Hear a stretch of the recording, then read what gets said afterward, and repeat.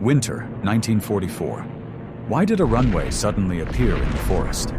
Yesterday, the map showed only woods. Today, from above, a perfectly straight runway stretches through the trees. Who built it in the middle of the Ardennes? And how? In just 48 hours. That winter, the Western Front was shifting. After Normandy, Allied forces swept through France and reached Belgium and Luxembourg. In the Ardennes forest, low clouds hung heavy, fog was thick, and freezing mud dragged at every wheel. This was no place to build an airfield. Yet within just 2 days, right at the forest's edge, a makeshift airstrip appeared, stunning German reconnaissance pilots on their next flyover. Why take such a risk? Because by then, war wasn't measured by bullets per battle, but by tempo. How quickly aircraft could return to the sky, how far from runway to front line, how fast to refuel, rearm, and launch again. The rear air bases were now too far. Each round trip drained precious hours. The solution from the USAAF's 9th Air Force: bring forward temporary airstrips, ALGs, advanced landing grounds, right up to the front lines. Each well-placed ALG meant dozens more missions supporting infantry, more chances to destroy supply convoys, and better odds of reclaiming air superiority when the weather shifted. But bringing runways into the forest wasn't a slogan. It required industrial-scale capability deployed to the battlefield. Behind every sudden runway was a system operating like an assembly line. People, machines, materials, all choreographed. Their names rarely made headlines: the Aviation Engineer Battalions of the 9th Engineer Command. They didn't fly planes, but they made sure planes flew more every single day. The conditions were brutal: muddy roads, dense forest edges, freezing nights. Every construction had to be hidden, fast, and functional. Hidden to avoid artillery and bombing. Fast to keep pace with the offensive. Functional because no one at the front needed a perfect airport.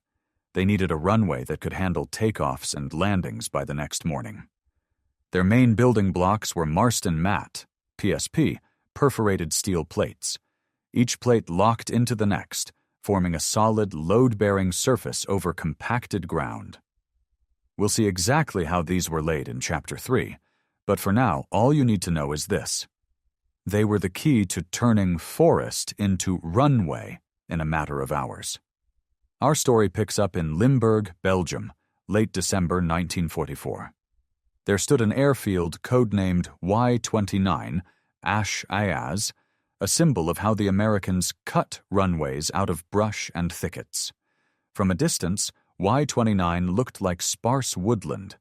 Up close, it hid semi-buried shelters, fuel depots camouflaged under netting, tents tucked between tree trunks, and, most importantly, a razor-straight strip running along the forest edge. It wasn't pretty, wasn't paved, not postcard-worthy, but it was close, solid, fast. And in war, that meant survival. Now picture this through the eyes of a German recon pilot. On December 29th, he notes, "Forest, a few vehicles, no targets." Returns on December 31st, and a runway is there. His map obsolete in just 2 days. He might report it, but by the time a counterstrike arrives, that airstrip had already hosted dozens of sorties. And on the morning of January 1st, 1945, during the surprise Luftwaffe attack, Operation Bodenplatte, American fighters at Y-29 took off under fire from a runway that had risen straight out of the woods. Those winter memories deserve to be told not just through books, but in images and sound. Hit subscribe to help us preserve stories that time must never be allowed to forget. What made this possible? Over and over, in many places. It was organization and standardization, bringing factory know-how to the forest, turning airfield construction into a replicable process that could be deployed at any woodland edge. The 9th Engineer Command and its aviation engineer battalions operated like a field assembly line, surveying wind direction, clearing trees, leveling ground, compacting soil, laying PSP plates, installing runway lights, setting up fuel systems, arranging ammo depots, and camouflaging everything. Each step flowed in sync, by the book, with seamless handoffs. Thanks to this, in just 2 days, a cold, damp stretch of dirt could transform into a runway ready for P-47s and P-51s to taxi, refuel, rearm, and take off, right beside the front. The lesson here is simple, yet decisive. Hide, fast, functional. Hide to stay protected. Fast to keep up the pace. Functional to lift off. But still, one question lingers. If they could do this in 48 hours, how much faster could they go? They weren't the faces that made the headlines, but they were the reason why yesterday it was forest, today it's a runway. The 9th Engineer Command of the 9th Air Force, made up of Engineer Aviation Battalions, EABs, each with around 800 troops, operating like a mobile field assembly plant ready to move at a moment's notice. Within that formation were every critical role: terrain and weather scouts to determine the optimal wind alignment, bulldozer, grader, dump truck, and compactor operators, mechanical electrical signal teams to install field runway lights, run cables, and set up generators, fuel and ordnance crews to deploy pump tanks and bomb storage zones, camouflage units weaving foliage nets, perimeter security and anti-air defense, medical and firefighting teams on standby. Their equipment was standardized to the point of unload and start working. Heavy-duty Caterpillar bulldozers, graders, vibrating rollers, floodwater pumps, field lights, PSP Marston mat perforated steel panels, typically 10 FTX 15 in with locking flanges for fast assembly, runway edge stakes, wind T-markers, wheel chocks, hoses and pumps for 100 to 130 octane aviation fuel, all followed by GMC CC Chow Bay to my CW deuce and a half trucks, delivering supplies straight to the forest's edge. Thanks to a standardized process refined from North Africa to Italy and Normandy, each EAB functioned like a production line, every step scripted into a playbook, with time allocations per crew measured in hours, and every piece of equipment tracked by clear SNL inventory codes. So wherever there was load-bearing ground and road access, they could repeat results. Within that capability were African American units in the EABs, assigned the toughest physical work: unloading, leveling, laying PSP, night hauling, quiet but essential contributors to construction tempo. The 9th Engineer Command coordinated with forward air groups to place orders for each airfield. Proximity to the front, wind direction, camouflage potential, and supply truck routes. Once a site was approved, the entire system descended right on time. First a field command post, then clearing and grading teams, followed by runway lighting, fuel, and ordnance units. Standardization turned every challenge into manageable tasks, from site drainage and CBR soil testing, to dispersing parking layouts to minimize damage from bombing. The result was a tempo the enemy couldn't match.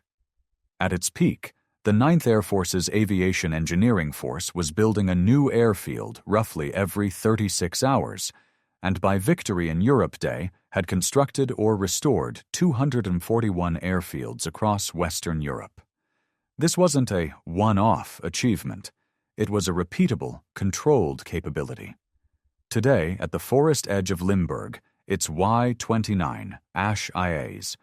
Tomorrow, another forest clearing with similar conditions would yield nearly the same result. It all boiled down to one short mantra they knew by heart: hide. Fast. Functional. Hide to avoid attack. Fast to maintain tempo, and functional, meaning just enough to take off safely, so planes could keep cycling right at the front. And if 2 days could carve a runway from the woods, the question that both allies and enemies kept asking was, when pushed, how much faster could they go? From hour 0 to the second hour, The terrain recon team spread out their map on the hood of a truck, using wind flags and handheld anemometers to determine the prevailing wind direction. They chose a runway axis parallel to the forest edge, both concealed and wind-aligned. The runway centerline was marked with white-painted wooden stakes about 1.2 meters tall, spaced 50 meters apart, aiming for a total length of 5,000 feet. Enough for fighter operations. Meanwhile, the drainage team searched for underground streams, marked low spots, and sketched out 2 drainage trenches along each side of the runway to prevent rainwater accumulation. From hour 2 to hour 8, bulldozers scraped off the top 20-30 centimeters of organic-rich soil down to load-bearing ground. Graders sculpted a 1.5% cross slope and a 0.5% longitudinal slope. 2 6 to 8 ton compactors rolled in overlapping thirds, with each section compacted at least 6 to 8 times. A 2.5-ton truck was then run over the surface to test it. Only tracks under 3 centimeters deep and no mud pumping were acceptable. The outer perimeter was cleared, opening a 3.54-meter wide access path with a minimum 12-meter turning radius into the forest. At the same time, semi-dug aircraft revetments were excavated to depths of 0.811 meter, with earth berms and sandbags placed under the tree canopy. From hour 8 to hour 14, a wind-sheltered forest patch was designated as the fuel depot. Tanks were installed, hand or motorized pumps were set up, one-way vehicle paths marked, no fire signs posted, and a minimum 150-meter buffer from the bomb dump enforced. The bomb storage zone was placed on flat terrain farther from the forest edge to minimize fire risk. Fire teams pitched tents and deployed sand, foam extinguishers, and manual pumps. Electrical crews installed generators, ran lines to field runway lights, and prepped backup gooseneck oil lamps for nighttime use. The boundaries of the dispersed parking and taxiways were clearly chalked. Communications used field phones and hand signals to avoid revealing positions via radio. By the end of this phase, the runway base met the required flatness and compaction standards. From hour 14 to hour 20, bundles of Marston mat PSP were unloaded right at the forest edge. Each panel, 10 feet long and 15 inches wide with interlocking flanges, was laid down, pinned, leveled, and then followed by the next. Very firm ground sections retained their compacted turf, while runway ends, touchdown zones, parking, and taxiways were reinforced with PSP panels for durability. Windsocks and T-frames indicating takeoff direction were raised, and the centerline rechecked with a 3-meter straightedge, ensuring deviations of no more than 1 centimeter. From hour 20 to hour 26, during the first night, dump trucks filled sunken edges and joints with coarse aggregate. Then compactors locked the surface. Drainage trenches were deepened to 40-60 centimeters, half a meter wide, with a slope of 0.7% to 1%. Reflective stakes were planted every 50 meters, and perimeter string lines stretched. Camouflage nets covered the fuel depot, bomb area, repair tents, and special vehicles. The temporary control station lit a dim yellow lamp and drafted the next day's flight schedule under strict light and sound discipline. From hour 26 to hour 32, at dawn of the second day, a light liaison aircraft, L4 or L5, performed a takeoff run and touchdown to diagnose the runway surface. All sunken spots and loose joints were immediately repaired. Drainage channels were re-cleared in areas with standing water. The lighting team tested power and adjusted fixture positions. Windsocks were repositioned for better visibility. Ground controllers rehearsed hand signals and taxi routes to reduce turnaround time. From hour 32 to hour 40, supply trucks brought in additional 130 octane aviation fuel, engine oil, and oxygen. The first bombs were delivered to the depot, arranged per wind direction and spacing regulations. Technicians checked wing jacks, chocks, tow bars, and bomb racks to ensure the fastest possible ground turnaround. A tool pit was set up next to the taxiway so mechanics could change spark plugs, tighten bolts, and lubricate without towing planes deeper into the site. Security teams established perimeters and early warning posts. From hour 40 to hour 46, the runway underwent final inspection. Surface flatness was remeasured, slope angles verified, all loose debris removed. Low wooden stakes were installed along the edges to prevent vehicles from veering off. The Air Operations Post ran through a full comms and signal protocol test. Nearby anti-aircraft positions were tightly camouflaged and had their firing arcs adjusted for safety. An operational log recorded the personnel responsible for each subsystem. From hour 46 to hour 48, as dawn broke, the engine of the first P-47 roared to life. The aircraft taxied from its dispersed revetment to the runway threshold, turned nose into the wind, chocks pulled. On the launch command, the throttle pushed forward, wheels rolled over steel panel seams and lifted just as it cleared the treetops. Right behind it, a light and fast P-51 screamed past the tree line, gear retracted, vanishing into low clouds. On the ground, the refueling team was ready for the next aircraft. The bomb cart rolled up. The controller flipped the flight board to the next call sign. The turnaround cycle tightened. Refuel, rearm, taxi out, take off, repeat, turning a nameless forest edge into a tempo-driving node. The runway didn't need to be pretty, just close enough, strong enough, and fast enough to keep up pressure. And right there at Y-29, in those cold winter days, it would be trialed by fire the moment the New Year sky erupted with the enemy's surprise assault.